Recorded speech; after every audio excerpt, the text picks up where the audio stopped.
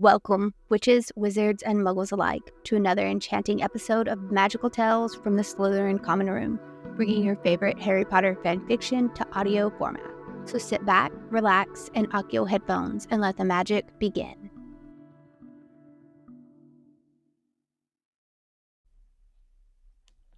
Apostasy by Deydralinne. Chapter 7. Don't threaten me with a good time. Walking into Riddle Manor this time around was a totally different experience. The estate was alive with people. Draco led their group by the stone stairs outside, this time dressed in his full Death Eater ensemble. The masks changed their appearance to suit their owner, and it seemed that this younger generation of Death Eaters wasn't as easily conformed as the older ones. Draco's was a combination of a gray skull, cold, sharp lines, and charcoal-colored metal. His gray eyes appeared to burn into your soul from beneath. Theo's mask was a deep, dark, shiny red with two little black horns jutting out from the front. Blaze's was a smooth, matte black with decorative silver swirls framing his eyes, nose, and mouth, all shaped into the most elegant and regal-looking skull she had ever seen. Daphne had an almost fully golden mask, as if someone had poured melted gold over her face and spread it around, a deep blue tinted titanium filling the void underneath where the melted gold dripped away. Pansy's was a black mask with golden painted lips and gold decorating her eyes. Daphne and Pansy walked on either side of her and Ginny. Blaze and Theo followed Draco, who marched ahead of them. Hermione knew that the appearance of hierarchy was big in the Death Eater ranks. Draco was the head of his team, and now she and Ginny were unofficially part of that team. All 5 of the former Slytherins had the hoods of their robes pulled up. Ginny chuckled quietly to herself, and Hermione gave her a quick, questioning look. Ginny shook her head and glanced at the others before biting her lip and giving the smallest nod at Blaze's back. Hermione laughed a lot louder than she meant to. She shook her head and rolled her eyes at her friend. She gave it a wink, and Ginny would be climbing him like a pole. Draco glanced over his shoulder at them. His gray eyes stood out beneath his masks in a way that lit Hermione's insides on fire. She waited for him to face back to the front before she nodded enthusiastically at Ginny. It was Ginny's turn to burst into laughter, which only set Hermione off again. There was just something about the seriousness of the situation, the effect that the 2 men had on both of them, and the feeling of freedom from the oppression that had been the order that had the 2 of them on a high. Theo chuckled in front of them. "I cannot wait to see who you 2 fuck up today," he mumbled. Blaze gave him a sideways glance. Theo shrugged in return. "What? They are fucking unhinged. Honestly, they kind of belong here. Are you telling me I'm wrong?" Blaze stared at him for a second before facing forward again. "No," he grumbled reluctantly. "Everyone shut it," Draco snapped from the front. "Oh, Daddy's mad," Hermione mumbled. Pansy snorted from the other side of Ginny. Draco flung around and stalked right up to Hermione. "If you want to behave like a fucking brat, I'll treat you like one, Granger. I'll put you over my knee and belt your ass. Now shut the fuck up." Hermione smirked at him through her lashes. "First of all, don't threaten me with a good time unless you're going to do it. And secondly, in case you haven't noticed, Malfoy, I'm not wearing a mask. You're not in charge of me. And even if you were, I probably wouldn't listen. So why don't you just lighten up?" Draco's eyes darkened under his mask, his chest rising and falling more noticeably than before as he tried to keep himself under control. "You are incredibly fucking annoying," he growled. Hermione felt her face light up. "Thank you." "You're going to get us killed," he tried to reason. Hermione rolled her eyes. "Are you always so dramatic?" "Yes," Pansy and Theo uttered in unison. Draco stepped even closer and glared down at her. "Not all of us have secret little insurance policies like you and Red here, Granger. Some of us have more on the line and didn't just come here on a whim because we were bored."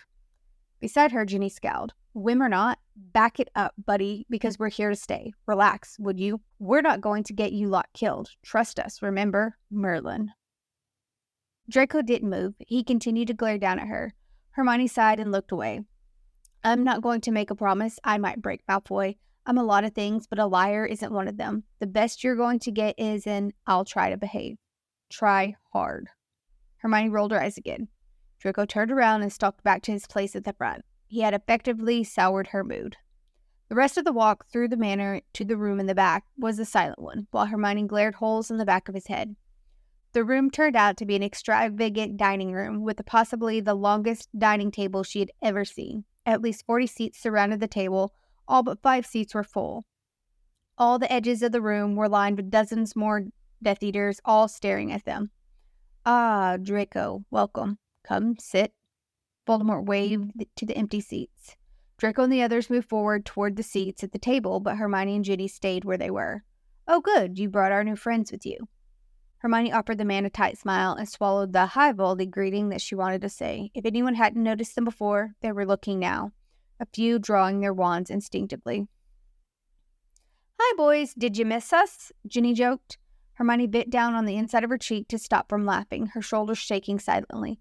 Draco's shoulders, however, went rigid. Laughter burst out from an unexpected source. Voldemort himself was grinning. It tapered off, and he looked around the table. Rookwood, Gibbon, stand up. The 2 Death Eaters, a few seats up from their housemates, stood instantly. Voldemort looked to Hermione and Ginny again. "Please, take a seat, ladies." Rookwood spluttered from behind it. "But, my lord." Voldemort glared at the Death Eater. "Is there a problem, Rookwood? Surely you were raised with manners and taught how to treat guests." "But, my lord, she's a mudblood, and that one's a blood traitor." The man dropped in a screaming heap, boils breaking out across his skin. "Thank you, Draco. That will be all." Hermione caught the tip of his wand poking through the gap between the chairs. The boils retreated, but the man remained in a gasping heap. Hermione moved toward his chair, stepping over him in the process, and sat down. Sitting directly across from her was Bellatrix, who looked on the verge of a fit if her grip on the table was anything to go by. Hermione smiled sweetly. "Hello, Bella. Feeling better, I hope." Bella's eyes twitched in response beneath her mask. Blaise snorted quietly a few seats down. "My lord," a mask she didn't recognize started from down the table. "I'm afraid I don't understand." "What don't you understand, McNair?" "Ah, the necrophiliac," Hermione muttered to herself. It was after a moment of silence that Hermione realized McNair hadn't responded. She looked up and saw everyone at the table staring at her. "Excuse me?" Voldemort asked from her left. "I apologize. I was only trying to place faces is all." Hermione suddenly felt more anxious about having miscalculated their worth than at any moment since she had arrived. Necrophiliac? He repeated, as if unsure that was what she said. Hermione's eyes widened a little. Yes, sir, if rumors are to be believed." She refrained from naming Theodore's father as the source of those rumors, just in case. Voldemort's eyes sought out McNair. "Is that true, McNair?" A disappointed tone lacing his voice. McNair's eyes widened in horror. No, my lord," he stammered. "Draco," Voldemort hissed. Draco's eyes locked on the man in a cold glare. McNair grabbed hold of the table in shock. His fingers scratched at the surface. A moment later, Draco scowled in disgust. "He lies, my lord." Voldemort's face contorted in a sneer. "You disgust me. Stand. Gibbon, sit." "Thank you, my lord." Gibbon bowed and strode around to where McNair had stood and was now glaring in Hermione's direction with enough hatred that she was surprised he didn't perform an act of accidental magic. He stepped away from the table, joining those at the wall while Gibbon sat. "Let's begin, shall we?" Voldemort looked down at the table at everyone seated. "A warm welcome to our new friends. Does everyone know Miss Granger and Miss Weasley?" Silence followed. Nearly everyone at the table stared back at Voldemort in disbelief. "Good. They will be joining us for the next stages of our cause." "I'm sorry, fucking what?" Someone stood up from the table in outrage. A second later, he was dead on the ground, a deep gash across his throat. "Thank you, Theodore. Tiberius, you must be proud of your boy." Tiberius said nothing. Hermione had a sneaking suspicion that he wasn't, nor ever would be, proud of Theodore, because his jealousy and ego would forever get in the way. "Now, as I was saying before," I was rudely interrupted, "Miss Granger and Miss Weasley have recognized the worth in our community. They have left the traitorous order and joined us. After speaking with our new friends, I have determined that their previous grievances against us be forgotten, as what they can bring with them is far more valuable. Daphne?" "Yes, my lord." Daphne spoke, several seats down. "Report on the base for me, please." "Of course, my lord." The information provided by Miss Weasley and Miss Granger was correct. Currently speaking, that particular safe house is disillusioned and there are heavy wards in place, as we were told there would be. We would need a team of at least 20, I believe, to break through the wards, which would alert them, and they would flee. Alternatively, we can operate straight in with the company of Miss Granger and Miss Weasley. Likely, a few will get away, but we could capture a large portion. "Very well. Ladies, Voldemort eyed them with scrutiny, searching for any sign of reluctance on their faces. "Happy to help, sir," Ginny answered for the both of them, confidently. A victorious glint shone in his eyes. "Excellent. In celebration, and in the spirit of forging new pathways, I have a gift for the two of you." A wave of his wand brought a group of items flying towards him. In front of Hermione landed a pile of neatly folded ropes and a plain silver mask. The same items landed in front of Ginny. Surprise had her eyes widening. "Thank you. How generous of you." Hermione nodded. She knew who Voldemort was, and she recognized his need to have his ego stroked. He was deeply insecure, but if she wanted her goals to become reality, she needed to play the game he wanted her to. "Indeed, thank you very much, sir. It is an honor." Ginny smiled beside her. "Please," Voldemort indicated to the masks in front of them. "I'm sure we are all curious to see what form they take." Hermione lifted her own to her face, and instantly it suctioned to her. Hermione gasped, but realized after a moment that it was fine. It wasn't attacking her, it was just doing what it was designed to do. Slowly, it began to morph around her face, shaping itself, twisting into a new design, one that would reflect her in some way. "Intriguing," Voldemort smiled at the two of them, a strange twinkle in his eye. Hermione looked at the dark wizard. "May I?" Voldemort gave her a nod of approval, and Hermione pulled the mask from her face, and beside her felt Ginny doing the same. She turned it over to examine it. Her mask had not complied with the old-school uniformity.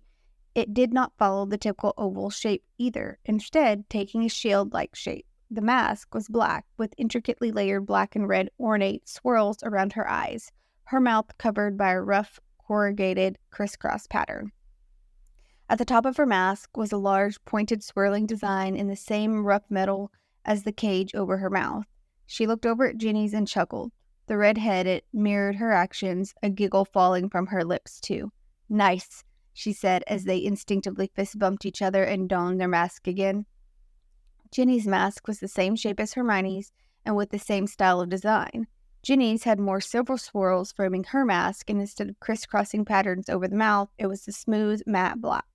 The whirling swirls around her eyes weren't as layered or pronounced, but the pointed, ornate decoration at the top of her mask was. It was as smooth and shiny silver. The mask looked like a set, just as Ginny and Hermione were. Ginny bumped into her shoulder in a friendly affection. Around the table, Death Eaters were staring back at them in shock. There was a distinct, disapproving energy to the air, but Hermione couldn't bring herself to care. "Today is a good day, my friends," Voldemort smiled. "Today, we start change in the world. No longer will we hide in the shadows." Hermione zoned out as she looked to her best friend, who looked back at her with kind, loving eyes. It had been a slow realization to understand that Ginny had been her only tie to the Order, emotionally or in support of their cause. With Ginny here at her side, they could all burn for all she cared. She felt at home in a bizarre kind of way, and from the look in Ginny's eyes, she knew she felt the same. "Our newest friends have kindly offered to help us sway the world leaders that our cause is the only way forward for all of humanity, by any means necessary." "My lord, forgive me, but is it really wise to trust them? They have killed so many of our people. What's to say that they are not here to spy for the Order?" "They are not," a firm voice from Draco responded. "How can you be sure?" someone else argued. "Are you questioning my abilities, Freeze?" "Yes," the man barked. "Crucio." Hermione heard the soft word fall from her lips. It was just another word to her now. She no longer needed to channel her rage. Instead, it just melted out her fingertips like butter. Freeze fell forward onto the table, his hands gripping at nothing, his back and his head rolling in an attempt to shift the unyielding pain. "You should know better than to question the Dark Lord and one of his high commanders," Hermione drawled. Beside him, another mask jumped to their feet. "Avada Kedavra!" he shouted, pointing his wand at Hermione. The wizard was blown backwards, toppling his seat to the ground. His body landed at the feet of a Death Eater standing by the wall, his eyes wide and blinking, and half the table jumped to their feet, drawing their wands. Ginny, who seemed to find the whole situation hilarious, began laughing. Voldemort remained silent, sitting back in his seat, seemingly content to let this play out. Draco sighed in annoyance, and in a surprising move, he and his whole team stood, drawing their wands and pointing them at those who threatened Hermione and Ginny. Hermione released Freeze from the Cruciatus curse and sighed. "Enough," Hermione shouted. "Before anyone else loses their lives to your inability to control your emotions, you should know that attempting to cast any hexes, jinxes, or curse at either of us is ill-advised and will backfire on you. We might have come to play, but we didn't come to fuck around. Isn't that right, Bella?" Hermione sat back smugly, smiling at the witch whose eyes hadn't stopped twitching since her previous comment.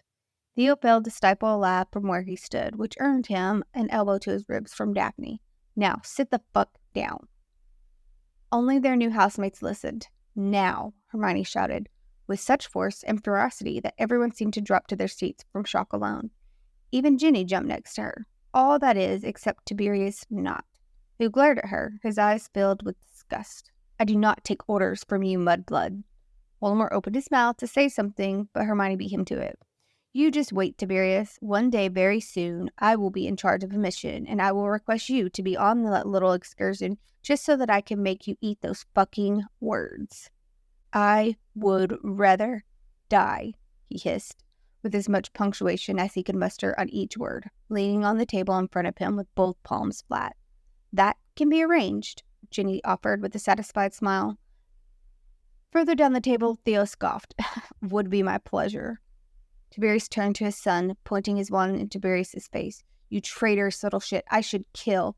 Hermione stood, glaring daggers at the man, slamming her own palms on the table and leaning towards him.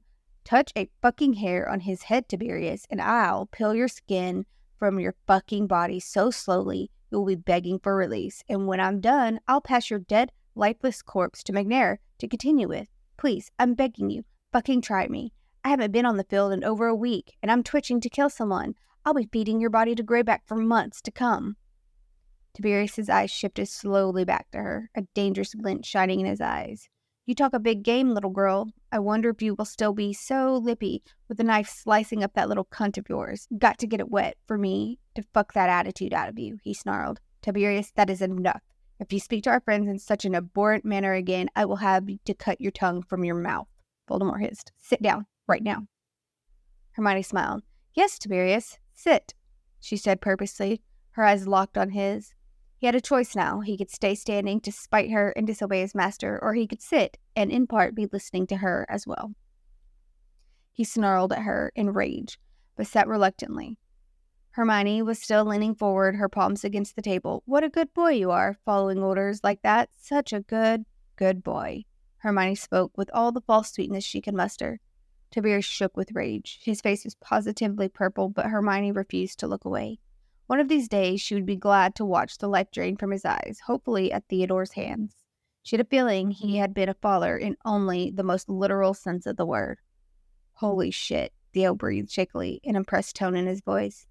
Voldemort chuckled with an amusement. Please sit, Miss Granger. While I admire your enthusiasm, let's try to keep any more deaths from occurring until at least after the meeting, shall we? Of course, sir. Hermione lowered herself onto the seat, but her eyes were locked on Tiberius. Yes, she would definitely have to kill him. To allow him to live would be to derail her entire plan.